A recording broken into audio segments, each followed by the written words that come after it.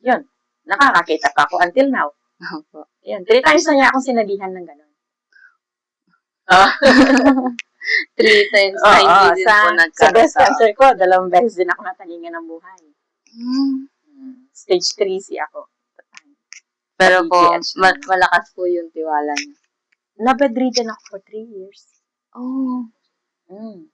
Pero parang wala akong sakit, no? Pero okay pa rin po kayo. Okay pa rin. Sige po. Yung second na po, ano ang pinaka-nakakatuwang bahagi ng pagiging magulang na maaaring hindi inaasahan ng ibang tao? Ano ang Ano ang pinaka-nakakatuwang bahagi ng pagiging magulang na maaaring hindi inaasahan ng ibang tao? For me, For me, okay.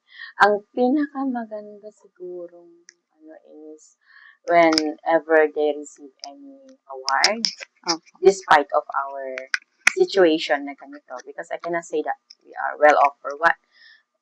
Kasi lahat ng tayo we experience yung difficulties sa buhay.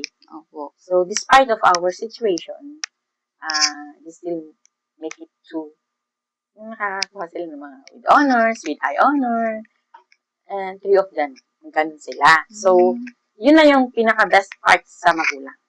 When you see that your children are doing good in school, yun yung nakakatuwa sa buhay ng magulang. Okay po. Nung lumipat na po kayo dito sa Montalban, ano po yung pinakamalaking hadlang na naranasan nyo? Yung mga challenges na naranasan nyo, na i-experience nyo dito sa Una, yung na-culture shock kami. Culture shock, no? Kasi magkakaiba We came from because lumaki sila sa isang compound lang ng kapila because the father niya is ministro. So, when we came here, that was December 19, 2022. 2023 na. 2022. Tinitingnan ko. Parang, syempre, nasanay kami na kami lang yung nasa isang compound. Sila is masayahin sila. And they can run through around the compound. Nung pagdating dito is, maraming tao, maraming bahay. And makikita mo yung mga iba't ibang klase ng tao, right? So, yun yung una. Culture shock. And then, second, ang malaking struggle ko, yung bunso. Dito sa Tagumpay Elementary School, siya na why he cannot speak Tagalog. So, naapektuhan yung grades niya. So, na-force siya na nag-transfer ulit sa ibang, sa Misra. Sa private, yung gano'n. Yun ang mga struggles ko. Then, I don't know where to buy like this, like that, like that. So, just, yun. And after that, nakita ko rin na, okay, you have to deal with it na lang. So, ano naman po yung, sa tingin nyo, pinakakailangan nyo na hindi pa naibibigay ng gobyerno ng Montalban? So far, being a solo parent in Montalban, okay naman because I'm receiving financially assistance from Montalban. Aside from PWD, kasi ako, solo parent din ako. So, I'm very happy na ang government ng Montalban, ina-acknowledge niya yung mga ganong family.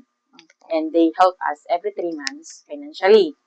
And then, ang PWD so far is they're offering also a financial help for PWDs, pero nag-apply pa lang ako.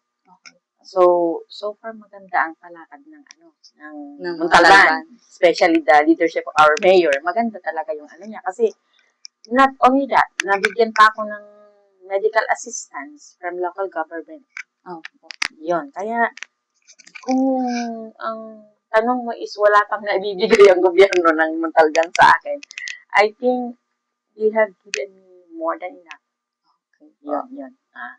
Sige pa. Aside from medical assistance, mayroon pa akong mga tinatanggap, di ba? So, ano pa ba? Yan, magandang palakad ni Mayor. Okay po. Ano po yung mga paraan nyo po na ginagawa nyo para masiguro na yung kapahanan ng inyong anak habang sila ay lumalaki? Ano po yung mga strategies na ginagamit nyo para maging maayos yung pagpapalaki po sa mga anak nyo? First sa akin is they have to they have to put in their mind na ang education is very important.